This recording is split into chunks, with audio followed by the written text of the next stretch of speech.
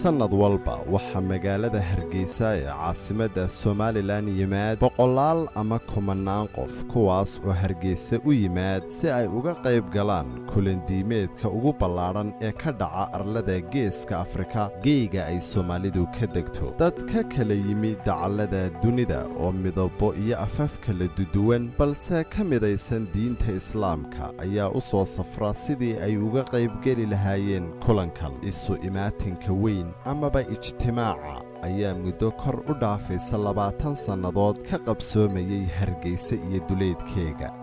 dad ka mid ah ka soo qaybgalayaasha kulankan ayaanu wax ka weydiinay barta ay ka yimaadeen iyo kulankan imika waxa barbarkayga taagan dhalinyaro ka yimi magaalada Ceergaabo ee xarunta gobolka Sanaag walaal ku soo dhawow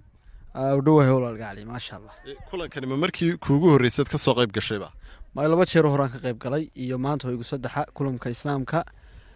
burcayar alxamdulillah ma sha Allah aad baan u faraxsanahay caalamul islaam geeyiga Soomaaliyeed meel kasta oo caalamul islaam wala iskaga yimi Ceergaabo ilaa intaad ka soo socoteen Ceergaabo waxaan ka soo soconay 1200 kilomitir baan ka soo soconay bismillaahir rahmaanir rahiim waxaan ka yimid gobolka Jarad degmada Dhagaxmadow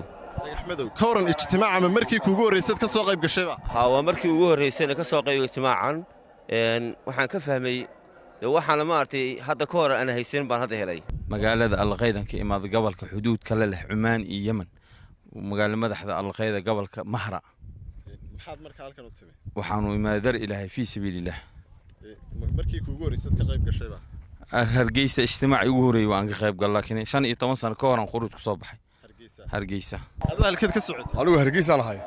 markaan martida loo yahay baan lahay marka sanadkii ugu horeysay ijtimaaca ka soo qayb gashay ma sanado badan ma ka soo qayb galay sanado badan ma ka soo qayb galay sanadkii malaad 7 ilaa 8